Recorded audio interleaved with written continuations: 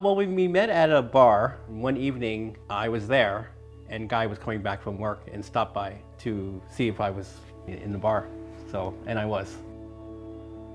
I loved Steve's sense of humor right away. I'd seen him before, and I thought he was cute. We were moved in with each other 2 weeks after. We've been together for 29 years. Almost. Almost.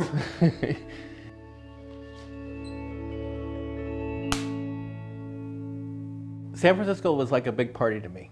But at the same time, there was still this undercurrent of HIV.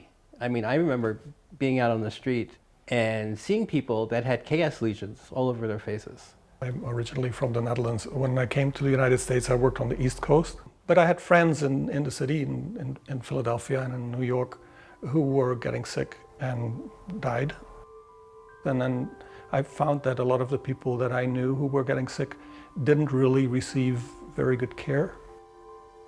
This was also the same time that a lot of nurses and physicians had a lot of fear about working with people with this new disease. A Dutch physician who was giving a lecture in New York City and who worked at San Francisco General told me about this San Francisco model of care, which is more holistic and patient-centered, and that became curious, and I was invited to come and stay in San Francisco for a while to observe it and see it, and I did and never left. Ward 5B was the original AIDS ward, but it was too small when they had so many people coming in to be treated. Then it moved to 5A because it's just a larger ward. By the time I joined the ward, it had become a model that other places were trying to replicate. So visiting hours that flew out the door. People could come when they needed to. And the concept of only biological family can visit, that was out the door, because it just didn't apply. It wasn't what the patients needed.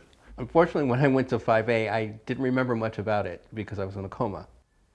At first they thought I had cancer, and then after they did more tests, and then they started to figure out that maybe he has HIV, so they gave me an HIV test, and it came back positive.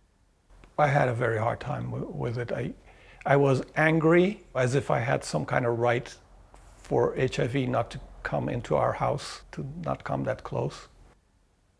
After I started taking medications for HIV, I had this paradoxical reaction where I got very sick. And because it was in my spine, it affected my head. So I had swelling in my head. Thus, I was in a coma for 3 months. I already lost friends and lovers, but not the love of my life. This was not going to happen to the love of my life. But somewhere in my being, I never believed that Steve was going to die. It still took me about a year to get back to normal because I couldn't walk, I couldn't speak, so I had to relearn all this. After getting better, I realized the amount of care that I got from the nurses at San Francisco General and doctors too. And because of that, I wanted to give back to the community, to anybody that needed help. It's important to talk about HIV because it's still affecting so many people in the planet. Not only in San Francisco or in the United States, but everywhere. We have a big problem here in San Francisco with HIV, but the majority of people with HIV live in sub-Saharan Africa and Southeast Asia. So we need to make sure that these life-saving treatments are made available. That was one of the things that really made me want to do that work. We got to do that for almost 10 years. I would speak out at market squares, I'd speak at churches, I'd speak everywhere. But there's a whole social context in which this happened that is still relevant today. And the parallels are there, like the way we look at immigration, like the way we look at homeless people, there could be another virus tomorrow. this is a story that has to be told. This is why I do so much, because I was given another chance to live, and I don't want to waste that.